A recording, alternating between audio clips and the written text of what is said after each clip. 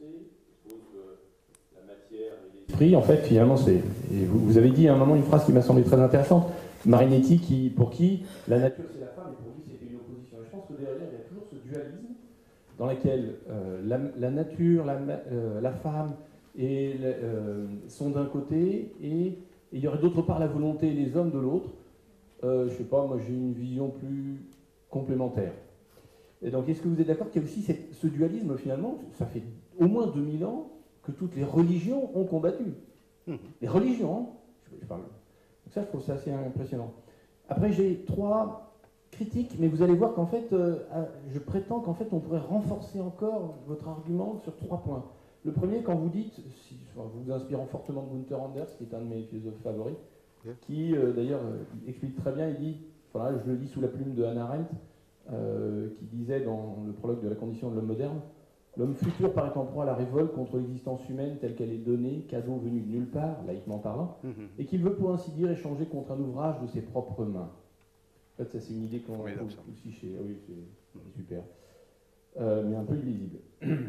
En tout cas, une des choses que dit Anders, c'est que vous avez redite, c'est, je vous cite, nos techniques nous paraissent puissantes, plus nos techniques nous paraissent puissantes, plus nous nous pensons impuissants.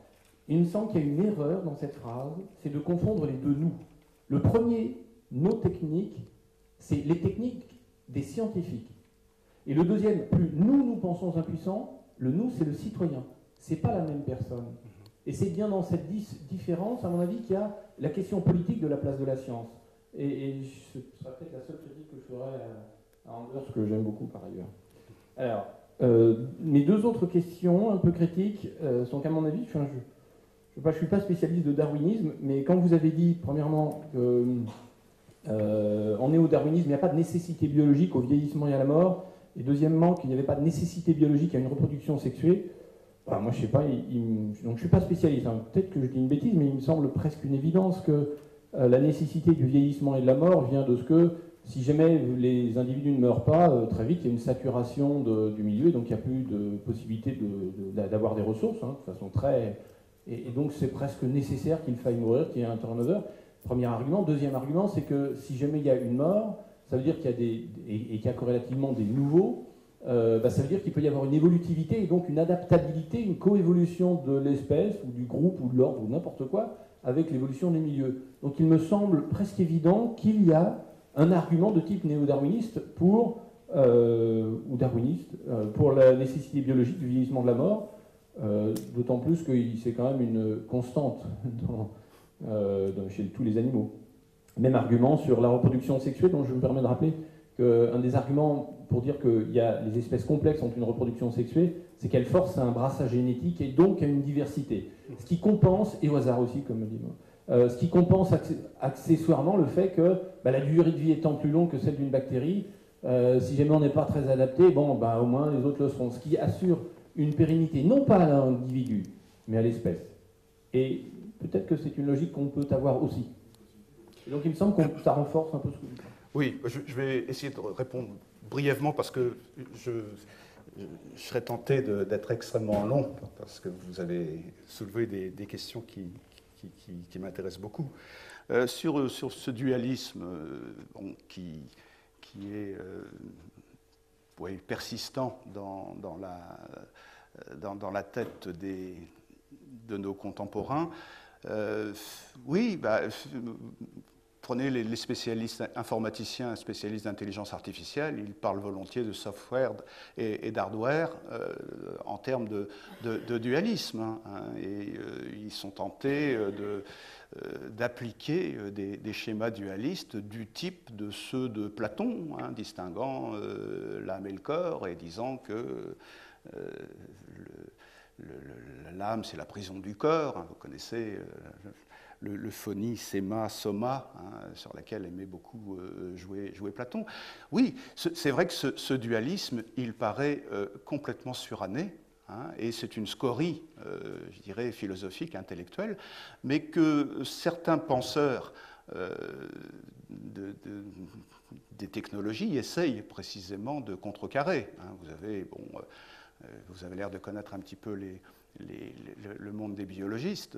Beaucoup de gens travaillent sur la base des théories de Francisco Varela sur l'énaction, hein, pour essayer de montrer que précisément c'est l'insuffisance fondamentale de la biologie que d'avoir laissé se développer un dualisme propice à une spiritualisation qui paraît complètement surannée. Donc je suis d'accord avec vous pour dire que ça fait partie des naïvetés fondamentales de tous les gens que j'ai évoqués, mais il faut savoir que quand Donna Haraway, qui est une des féministes américaines qui se sert le plus de l'idéologie transhumaniste, hein, lorsqu'elle dit que la cyborgisation de l'humain va permettre précisément d'en finir avec le dualisme, elle sait exactement ce qu'elle dit. Hein. D'ailleurs, c'est pour ceux qui connaissent un peu l'histoire de la philosophie française, elle a été très, très inspirée par Derrida au début, et Jacques Derrida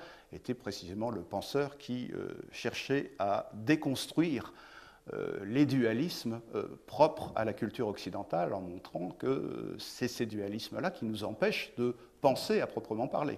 Nous sommes dans le ressassement tant que nous sommes prisonniers par les dualismes. Et Donna Haraway a repris la leçon de Derrida en disant « Regardez, c'est formidable, hein, grâce aux technologies de l'hybridation, hybridation à tout vent, eh bien, on va pouvoir en finir avec ces impasses-là. » Donc, je n'insiste pas davantage là-dessus, mais pour dire que vous mettez bien le doigt sur une question qui est importante, mais qui fait l'objet de l'attention de pas mal de penseurs d'aujourd'hui. Alors, j'aime beaucoup le texte que vous avez cité d'Anders, parce qu'il est effectivement très profond. Hein. C'est l'idée du don, l'idée de la donation, hein, et l'idée que finalement, le propre des modernes que nous sommes, c'est de refuser désormais le don, hein, pour se laisser illusionner par le pouvoir de l'autofabrication. Hein, donc, cette espèce Et c'est important parce que du point de vue, on est là, on travaille un peu dans l'espace éthique, cette question du don, elle est très très présente dans l'esprit des éthiciens, si je peux me permettre de parler comme ça, qui assistent au développement des technologies. J'aime beaucoup, par exemple, ce que Didier Sicard reprochait à la manipulation des cellules souches embryonnaires, il y a quelques années. Il disait, regardez bien, là jusqu'à présent, on recourt au don d'organes, et le don d'organes est un argument éthique important. Le jour où on autorisera la manipulation des cellules souches embryonnaires, on n'aura plus besoin de don d'organes. On procédera à des autogreffes. Et on va rompre là avec un des éléments qui permet pourtant à l'humanité de se sentir solidaire. L'idée de don est une idée fondamentalement liante au sein de l'humanité. Eh bien là, on a affaire à des technologies, à des sciences et à des technologies qui vont rendre, merci beaucoup, qui vont rendre superflu le don et qui, donc, d'une certaine manière, vont contribuer à une forme de déshumanisation. C'est pour ça que je crois que c'est important, effectivement, de bien apercevoir la chose. Alors, ce que vous avez dit concernant des techniques qui seraient, pour une part, celles des scientifiques et, pour une autre part, celles des citoyens, je voudrais bien qu'on puisse faire la distinction. Mais je crois que là, on est entré dans des logiques d'usage où c'est très difficile de faire le distinguo. On le fait bien quand les citoyens se révoltent contre certaines techniques, hein, par exemple les nanotechnologies. Là, on peut dire qu'il y a deux aspects. Hein. Il y a les nanotechnologies telles que les scientifiques les portent et considèrent qu'elles sont notre avenir, et puis il y a les nanotechnologies telles que les citoyens les redoutent. Mais quand même, on voit bien que la convergence, elle est de plus en plus à l'ordre du jour, et je ne suis pas persuadé, il faudrait qu'on en discute par ailleurs, mais qu'on puisse tenir beaucoup sur cette distinction encore. Alors, concernant la diversité, c'est un thème que j'aurais bien aimé aussi traiter, parce que ça, c'est une idée très, très forte et en même temps très générale, de dire que les techniques sont toutes attentatoires à la diversité. Elles ne peuvent pas faire autrement. Une technologie est toujours une technologie de la standardisation, de la conformisation. Bon, ce qu'on reproche aux OGM, c'est bien sûr de porter atteinte à la biodiversité, mais on pourrait dire que les procréations médicalement assistées vont aussi porter atteinte à l'humanodiversité. On va supprimer les trisomiques 21, on va supprimer les becs de lièvre, on va supprimer des éléments qui sont des éléments de diversité. On supprimera le diabète. Je me souviens quand autrefois avec Emmanuel, on avait France Quéré qui nous disait le diabète répond aussi à certaines pressions sélectives de l'environnement et peut avoir sa justification biologique. Et donc éradiquer le diabète grâce aux biotechnologies, ce n'est pas forcément à 100% bénéfique. Donc, parfaitement d'accord avec cette idée, et c'est quelque chose que j'ai voulu dire en disant que le transhumanisme assurait le triomphe du 1 sur le 2 et sur le divers. C'est très exactement ça. Voilà, mais je ne vais pas plus loin sur cette réponse. Merci en tout cas.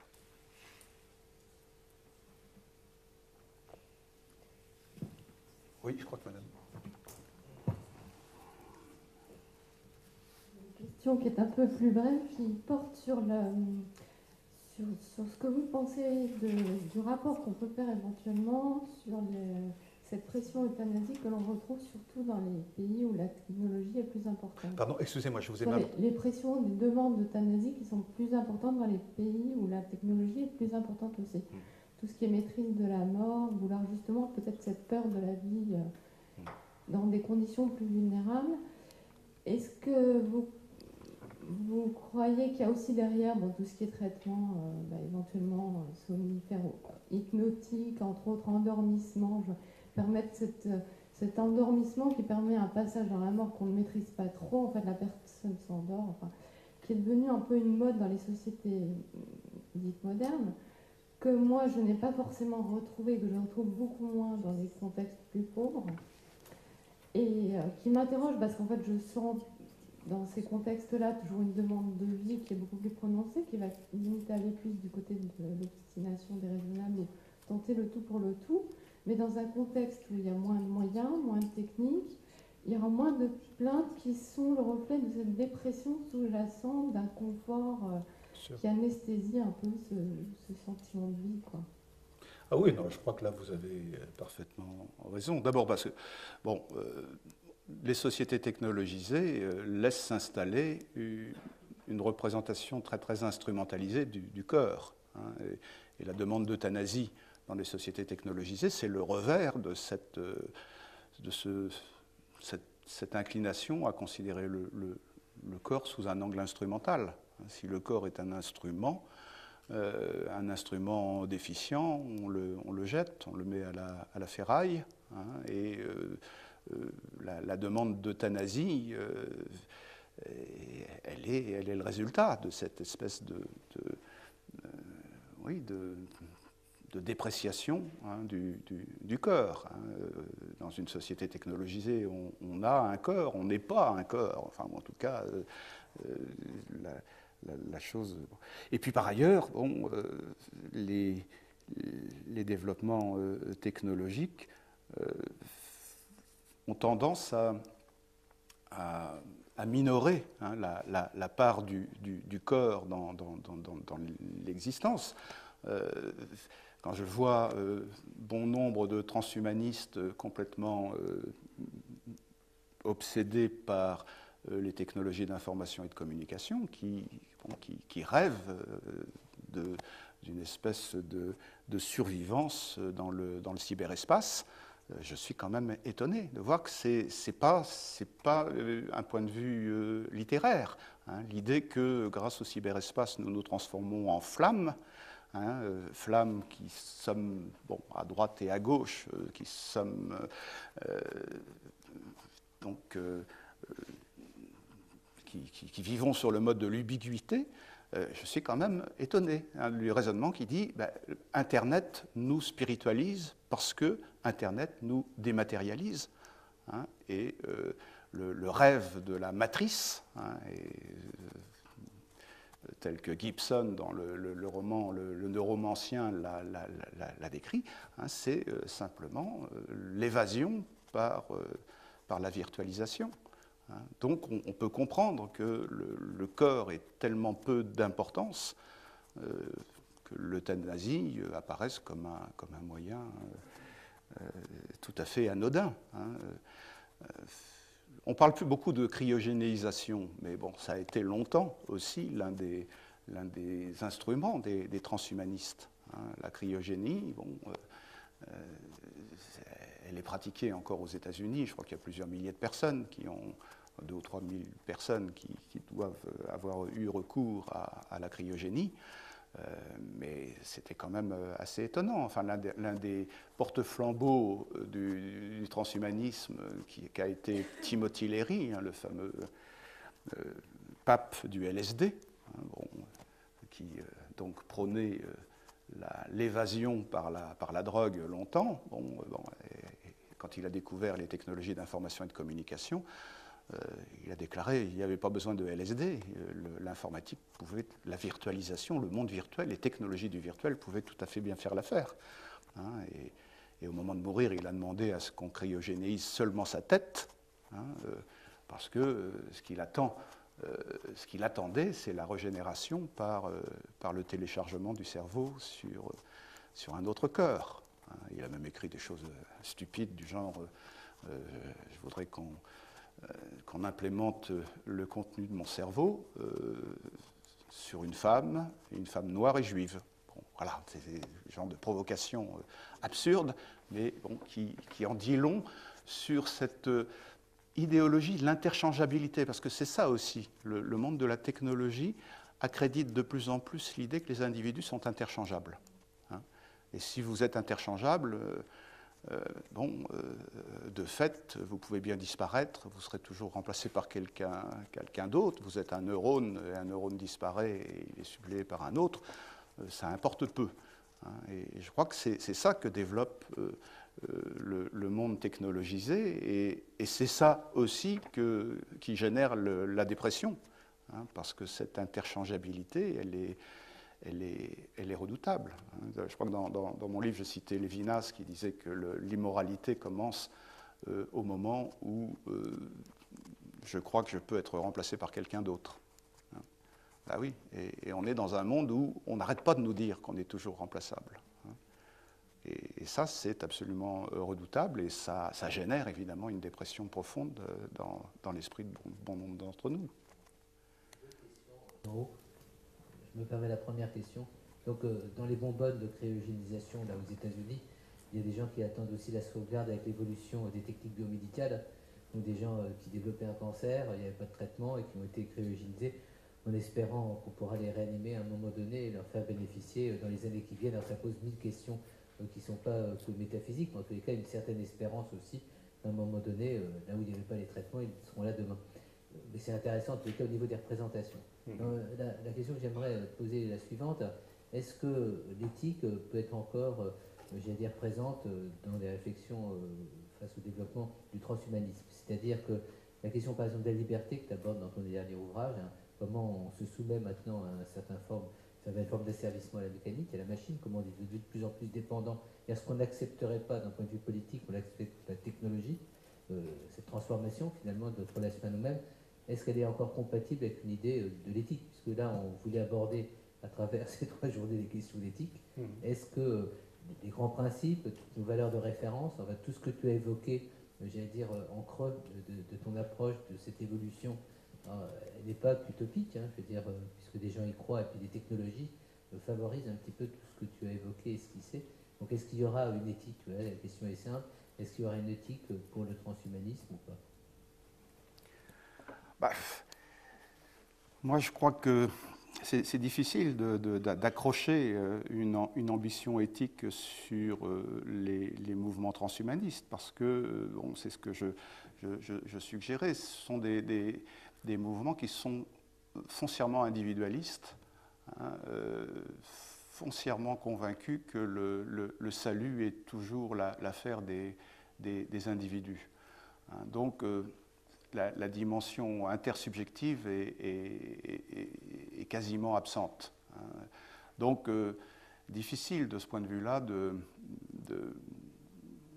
prêter une préoccupation éthique à des gens. Alors, sauf à prendre l'éthique dans un sens élargi, à savoir l'ambition d'assurer l'équilibre au sein d'une communauté. Et encore, je ne vois même pas, parce que tous ces mouvements transhumanistes sont convaincus que les équilibres, ils sont toujours de l'ordre des automatismes et de l'ordre des autorégulations. Donc, c'est très difficile. Moi, il n'y a pas longtemps, j'ai débattu avec des transhumanistes américains à Paris, auxquels on objectait la chose suivante, parce que le transhumaniste en question, il disait au fond, on n'est pas grand-chose de plus qu'un robot, et les robots nous supplanteront bientôt, parce que si nous n'évoluons pas, ou quasiment pas, les robots, eux, on les perfectionne de manière considérable, donc les robots seront beaucoup plus performants que nous, à tout point de vue, dans un avenir proche. Et la personne disait, mais enfin, quand même, les robots, ils n'ont pas de conscience. Alors, la réponse habituelle, qu'est-ce que vous en savez? Et vous, qu'est-ce que c'est que la conscience chez vous? Etc. Et puis, après, le transhumaniste en question, américain, il a sorti le Joker en disant, mais écoutez, du point de vue darwinien, encore une fois, du point de vue évolutionniste darwinien, la conscience, elle est apparue à un moment donné dans l'histoire de l'évolution comme un avantage sélectif qui a permis à l'espèce de développer la science, la culture, etc., et par conséquent de s'assurer la survie dans la nature. Mais tout avantage sélectif, à un moment donné, devient un handicap. Et aujourd'hui, on est peut-être à un moment où la conscience devient un handicap, devient un frein, et il faut peut-être s'attacher à développer des technologies qui rendent la conscience superflue. Alors que voulez-vous répondre à cela? Quand on vous dit la conscience est un avantage sélectif qui a fait son temps, et aujourd'hui, pour être efficace, il faut éliminer la conscience. Et quand vous regardez autour de vous et que vous voyez que la plupart des technologies sont effectivement des technologies qui n'exigent pas que vous déployiez de la réflexion, mais plutôt des automatismes, vous vous dites qu'on est mal parti. Finalement, les bons côtés du développement de cette technologie, c'est pour nos amis les animaux. Pardon, j'entends mal. Pour nos amis les animaux, puisque ça va faire plaisir à Singer, les pro-animaux, puisque l'époque des colonies de porcs humanisées, transgéniques, qui étaient élevées pour justement prendre des organes qui permettraient de survivre, c'est complètement obsolète. Ah, ça c'est obsolète, ça, effectivement. Cela dit, il y a un... Justement, et tout ce mouvement... Il y a un front commun qui est d'abord l'antispécisme. L'antispécisme, il est aussi bien chez les transhumanistes que chez les écologistes profonds.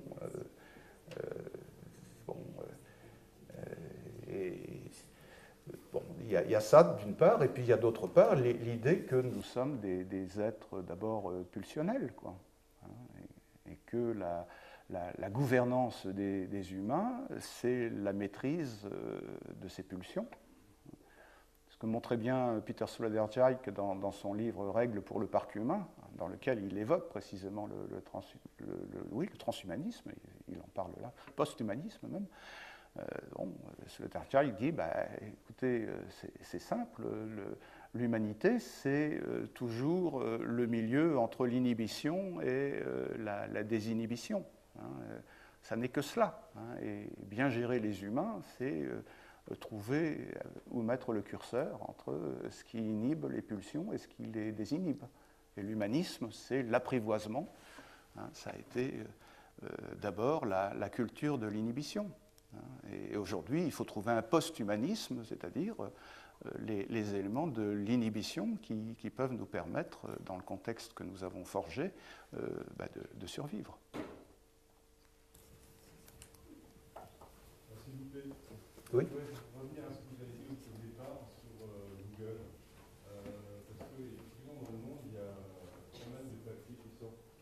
il y a pas mal de papiers qui sortent sur le rapport de Google et les trucs transhumanistes. Notamment, un des papes a été engagé par Google récemment pour un projet d'intelligence artificielle type Google. Est-ce que c'est pas très là particulièrement inquiétant, parce que là ça arrive dans notre réel, si je puis dire, on se sert tous de Google quand même, c'est un outil de recherche qui a fait ses preuves, et du coup il y a une espèce d'insertion dans notre vie privée de cette transhumanité via Google. Est-ce qu'il y a des éléments, est-ce qu'on sait quels sont les éléments stratégique de Google par rapport à ça? Je veux dire, par exemple, si on regarde où Google investit actuellement, il investit dans des boîtes de transcription du génome, dans la transhumanité, vous avez parlé des lunettes. Tout ça, quand même, Google est certes un outil, mais il est imprégné dans notre vie quotidienne. Voilà, je pense que ça, c'est quelque chose de particulièrement inquiétant par rapport à ce projet de transhumanité dont vous parlez si bien. Oui, mais vous avez raison. Ce que vous évoquez, c'est le fait que Google soit avec la NASA, avec Nokia, avec le Pentagone, le financeur de l'Institut de la Singularité qui a été créé en Californie et confié à Ray Kurzweil. Ray Kurzweil, c'est le pape du transhumanisme dans le monde. Et donc, on lui a donné des sommes absolument faramineuses pour créer une espèce d'institution qui génère du brainstorming autour précisément des objectifs transhumanistes. Donc c'est délibéré. Donc c'est la preuve, à mon avis, que Google n'est pas un outil. Google, c'est une conception du monde. C'est beaucoup plus qu'un outil. Et je crois d'ailleurs que si on parle de technologie plutôt que de technique, c'est qu'on comprend aujourd'hui que ce qui était jadis outil est beaucoup plus que cela. Ça nous transforme.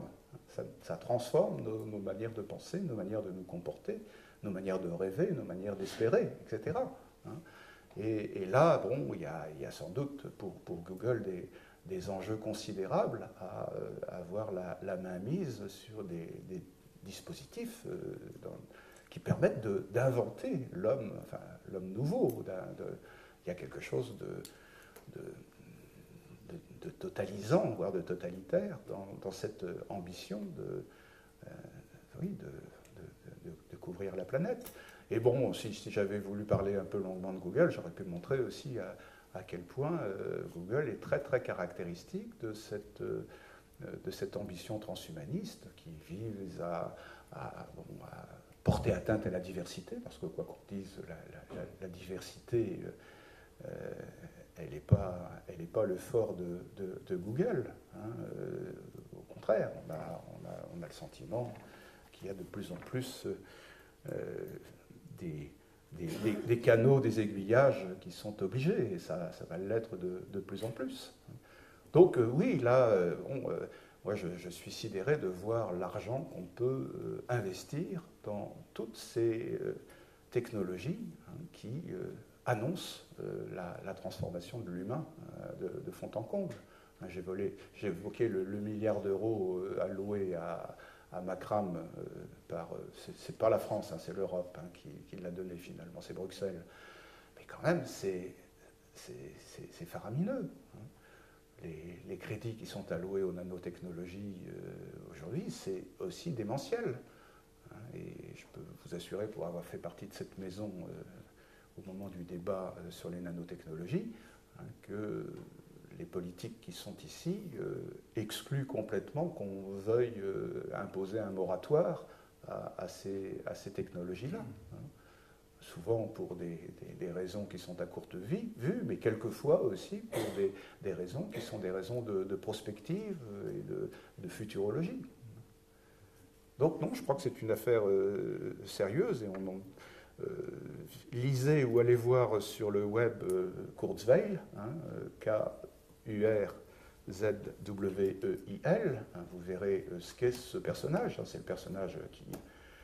je me sers beaucoup dans mes 2 derniers livres du livre qu'il a écrit qui s'appelle Humanité 2.0. Et le sous-titre, c'est la Bible du changement. Et c'est un livre absolument incroyable parce que l'homme est compétent, il sait de quoi il parle. En matière de technologie, il est vraiment tout à fait à jour. Et on voit bien les pions qu'il avance, quantité de champs de la vie quotidienne, les pions qu'il avance avec les technologies dont il se fait le chantre. Bon, et puis, par ailleurs, sur la question de l'immortalité, alors il est dérisoire et inénarrable. C'est un homme qui avale 60 pilules par jour et qui le montre, et qui n'a qu'une hantise, c'est de mourir juste avant la singularité, comme il l'appelle, parce qu'il imagine que le moment de la singularité va consacrer aussi l'immortalisation. Vous avez quelqu'un là qui veut aussi? Enfin, d'accord.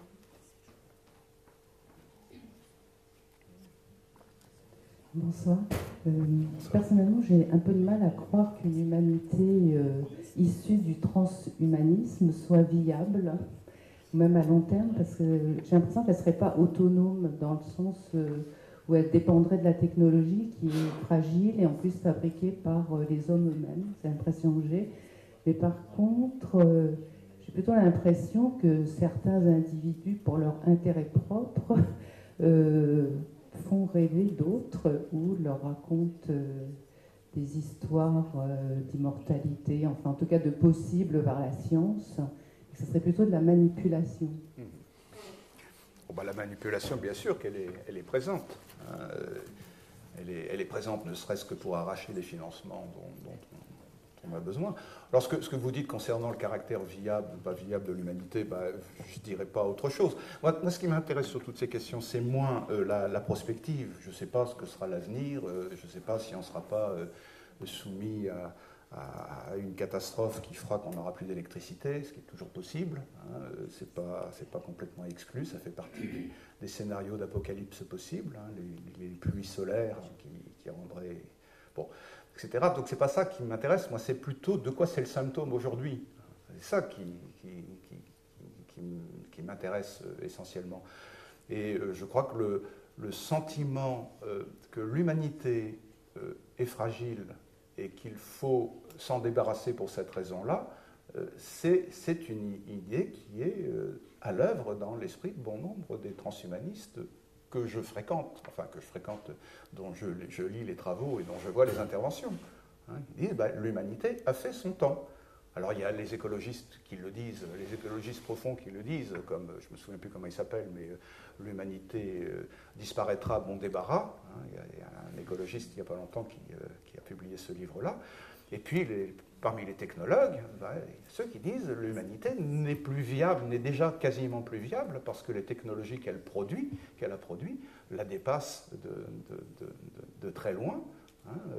Donc soit on arrive à créer un homme qui est capable de travailler avec les machines qu'il a produites, et à ce moment-là c'est un eugénisme, c'est l'homme augmenté, etc.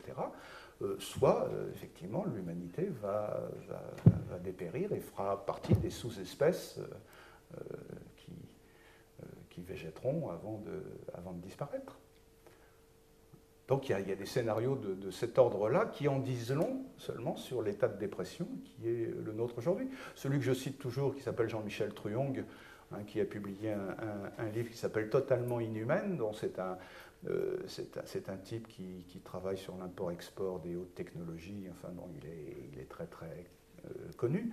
Bon, et il a eu cette phrase disant « Mais comment voulez-vous qu'après la Shoah, on puisse souhaiter que l'avenir ait le visage de l'homme ?» Voilà. Donc, il faut mettre tout en œuvre pour que l'avenir n'ait pas le visage de l'homme. Et il le pense. Et c'est le fond de tout son engagement en faveur des nouvelles technologies. Et voilà, préparons l'après-homme. Ici, il appelle lui le successeur avec un grand S. Il y en a d'autres qui appellent ça le point oméga, il y en a d'autres qui appellent la singularité, etc. Et on donne des noms comme ça à ce point de rupture qui permettra à l'humanité de se débarrasser d'elle-même au profit de quelque chose d'autre.